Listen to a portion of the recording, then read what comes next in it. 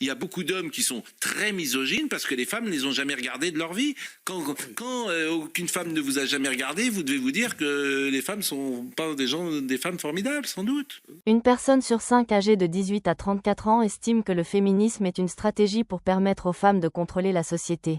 Les meufs, tout ce qu'elles veulent, c'est se faire démonter. Pour moi, pour ma part, l'homme travaille, la femme elle. Pour la société, une femme c'est d'abord un animal physique.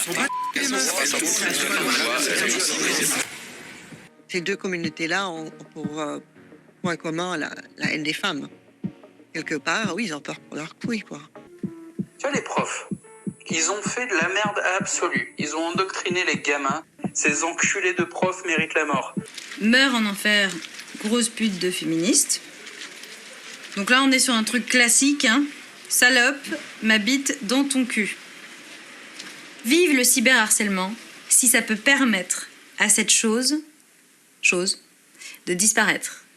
Clairement, au départ, on est sur un masculiniste d'extrême droite.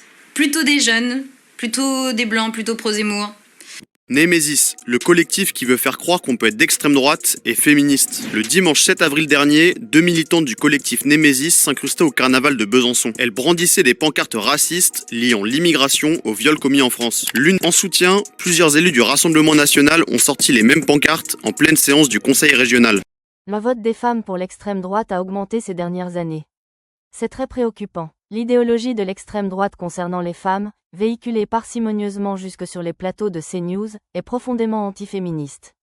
Derrière les discours lissés de Pascal Praud se cachent des militants qui œuvrent chaque jour à enrôler des jeunes hommes pour détruire le féminisme et faire taire les femmes.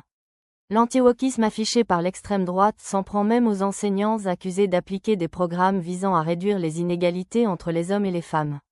L'association des parents vigilants soutenue par Reconquête et Zemmour pratique parfois une forme de harcèlement envers les enseignants qui appliquent les programmes.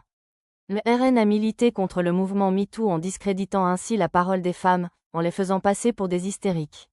Le RN était contre l'inscription du droit à l'IVG dans la Constitution, le RN était contre la loi pour le consentement. Il s'est d'ailleurs abstenu lors des votes. L'extrême droite a défendu Depardieu bec et ongles malgré toutes les preuves et les accusations. Les rares fois où le RN défend une pseudo-position féministe, c'est pour s'en prendre aux migrants en soutenant le groupe Némésis. À toutes les femmes, pensez à ça au moment de mettre un bulletin dans l'urne. Pensez à la société que vous pourriez laisser à vos filles.